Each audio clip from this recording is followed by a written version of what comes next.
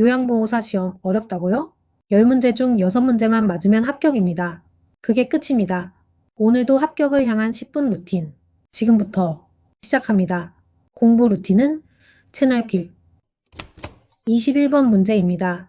노화에 따른 심혈관계 변화로 옳은 것은 1번 심근의 두께 감소, 2번 심근의 탄력성 감소, 3번 심박동수 증가, 4번 최대 심박출량 증가, 5번 말초로부터 심장으로의 혈액순환 증가.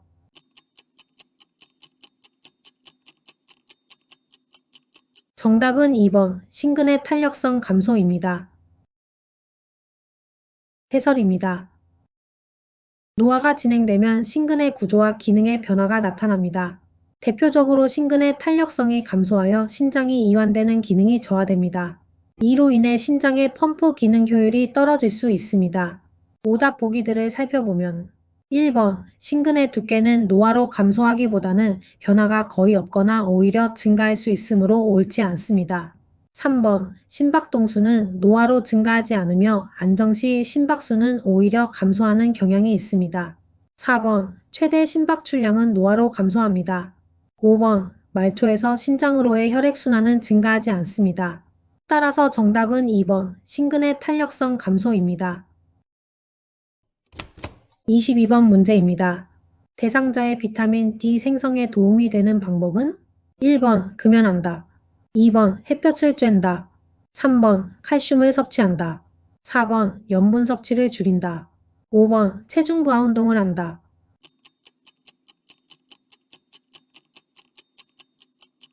정답은 2번 햇볕을 쬐다입니다. 해설입니다. 비타민 D는 피부가 햇볕, 특히 자외선에 노출될 때 체내에서 합성됩니다. 따라서 햇볕을 쬐는 것은 비타민 D 생성에 직접적인 도움이 됩니다. 오답 보기들을 살펴보면 1번 금연은 건강에 도움이 되지만 비타민 D 생성과 직접적인 관련은 없습니다. 3번 칼슘 섭취는 뼈 건강에 중요하지만 비타민 D를 생성하는 방법은 아닙니다. 4번 염분 섭취 감소는 혈압 관리에 도움이 됩니다.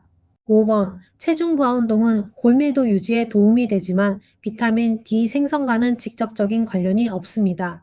따라서 정답은 2번 햇볕을 쬐다입니다. 23번 문제입니다.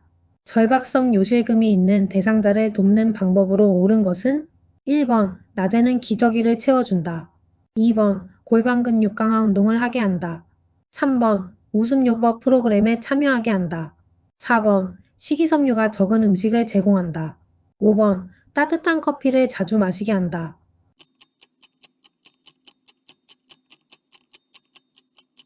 정답은 2번 골반 근육 강화 운동을 하게 한다입니다.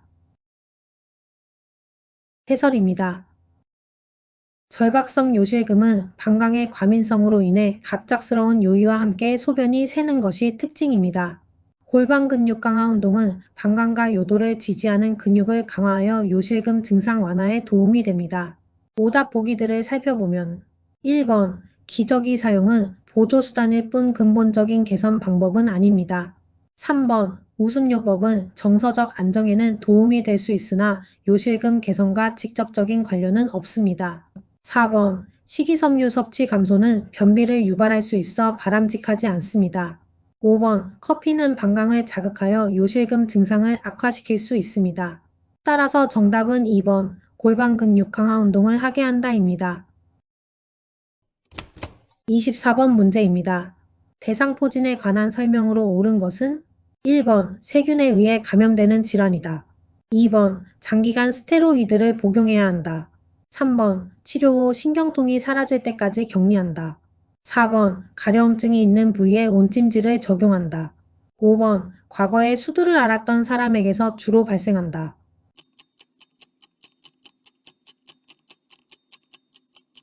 정답은 5번 과거에 수두를 앓았던 사람에게서 주로 발생한다입니다.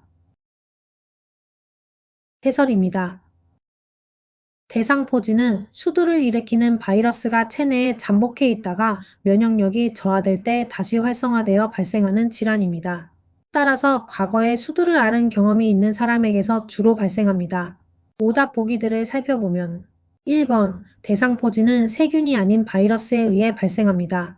2번, 스테로이드는 증상에 따라 제한적으로 사용될 수 있으나 장기간 복용이 원칙은 아닙니다.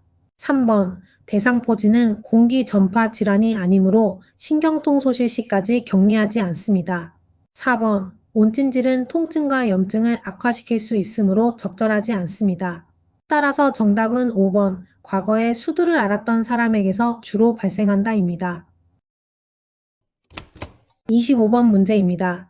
손해가 손상되어 뇌졸중이 발생했을 때 나타나는 특징적인 증상은?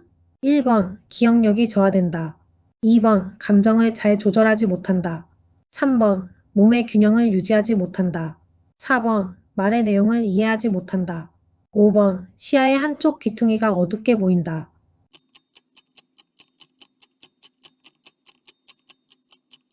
정답은 3번, 몸의 균형을 유지하지 못한다입니다. 해설입니다. 손해는 신체의 균형 유지와 운동 조절을 담당하는 부위입니다. 따라서 손해가 손상되면 보행이 불안정해지고 몸의 균형을 유지하지 못하는 증상이 특징적으로 나타납니다. 오답 보기들을 살펴보면 1번, 기억력 저하는 주로 대뇌 손상과 관련됩니다.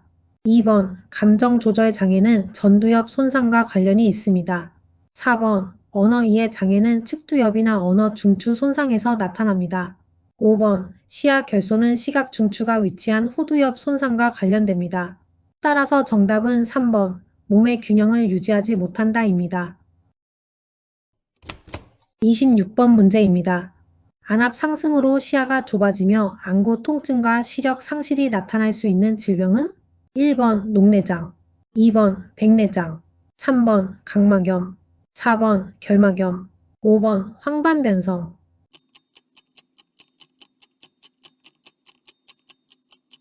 정답은 1번 녹내장입니다. 해설입니다.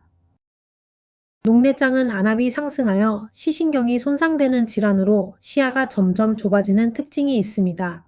흡성 녹내장의 경우 안구 통증과 시력 저하가 함께 나타날 수 있으며 치료하지 않으면 시력 상실로 이어질 수 있습니다.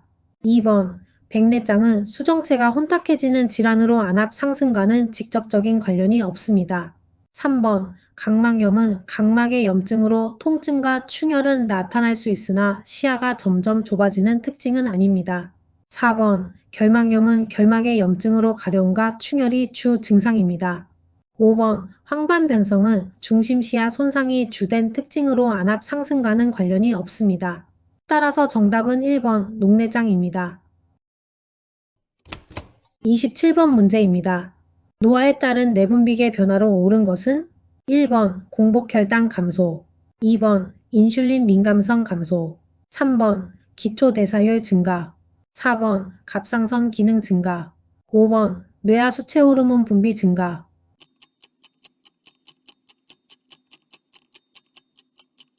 정답은 2번 인슐린 민감성 감소입니다. 해설입니다.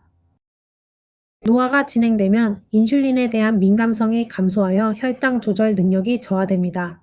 이로 인해 노인은 당뇨병 발생 위험이 증가할 수 있습니다. 오답 보기들을 살펴보면 1번 노화 시 공복혈당은 감소하지 않고 오히려 상승하는 경향이 있습니다. 3번 기초대사율은 노화에 따라 감소합니다. 4번 갑상선 기능은 일반적으로 감소하는 경향이 있습니다. 5번 뇌하 수체 호르몬 분비는 증가하지 않고 전반적으로 감소합니다. 따라서 정답은 2번 인슐린 민감성 감소입니다. 28번 문제입니다. 도파민 부족으로 동작이 느려지고 안정시 떨림이 발생하는 질병은? 1번 선망, 2번 뇌수막염, 3번 파킨슨병, 4번 혈관성 치매, 5번 알츠하이머병.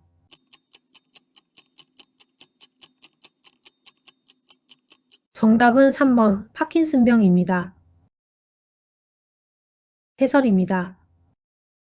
파킨슨병은 뇌의 흑질에서 도파민 분비가 감소하여 발생하는 질환입니다.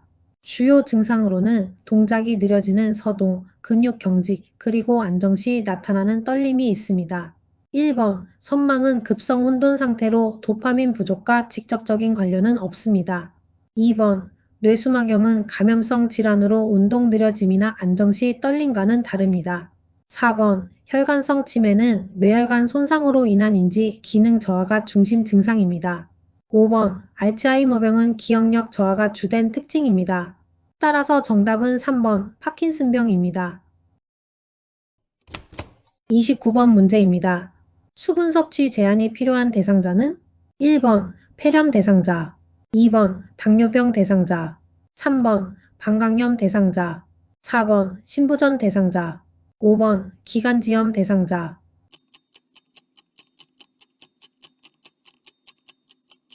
정답은 4번 신부전 대상자입니다. 해설입니다. 신부전 대상자는 심장의 펌프 기능이 저하되어 체내의 수분이 과도하게 축적될 수 있습니다. 이로 인해 부종이나 폐부종이 발생할 위험이 있으므로 수분 섭취를 제한할 필요가 있습니다. 1번 폐렴 대상자는 객단 배출을 위해 충분한 수분 섭취가 필요합니다. 2번 당뇨병 대상자는 혈당 조절을 위해 수분 섭취 제한이 일반적으로 필요하지 않습니다. 3번 방광염 대상자는 세균 배출을 위해 수분 섭취를 늘리는 것이 도움이 됩니다. 5번 기관지염 대상자 역시 가래 배출을 위해 충분한 수분 섭취가 필요합니다. 따라서 정답은 4번 신부전 대상자입니다. 30번 문제입니다.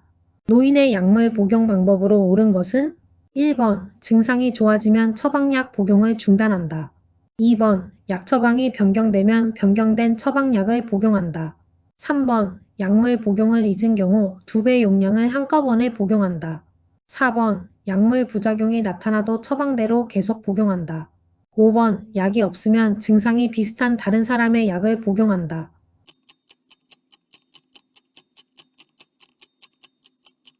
정답은 2번 약 처방이 변경되면 변경된 처방약을 복용한다입니다. 해설입니다. 노인은 여러 약물을 동시에 복용하는 경우가 많아 처방 변경 사항을 정확히 따르는 것이 중요합니다. 의사의 처방이 변경되었을 경우에는 이전 약이 아닌 변경된 처방약을 복용해야 합니다. 오답 보기들을 살펴보면 1번 증상이 좋아졌다고 임의로 약 복용을 중단하면 질환이 악화될 수 있습니다. 3번 약을 잊었다고 2배 용량을 복용하는 것은 부작용 위험을 증가시킵니다. 4번 약물 부작용이 나타날 경우에는 의료진에게 보고하고 지시에 따라야 합니다. 5번 다른 사람의 약을 복용하는 것은 매우 위험한 행동입니다. 따라서 정답은 2번 약 처방이 변경되면 변경된 처방약을 복용한다입니다. 10문제 끝. 10문제 중 6문제 이상 맞히셨다면 오늘도 합격 루틴 성공. 요양보호사 시험, 필기시험, 실기시험 각 60점이면 합격입니다. 매일 딱 10분. 이게 진짜 합격 습관. 좋아요는 오답노트로 다시 풀고 구독은 합격까지 함께 가는 출석 체크. 하나씩 쌓아가는 합격 습관. 다음 영상에서도 함께 할게요. 여러분의 루틴 응원합니다. 공부 루틴은 채널길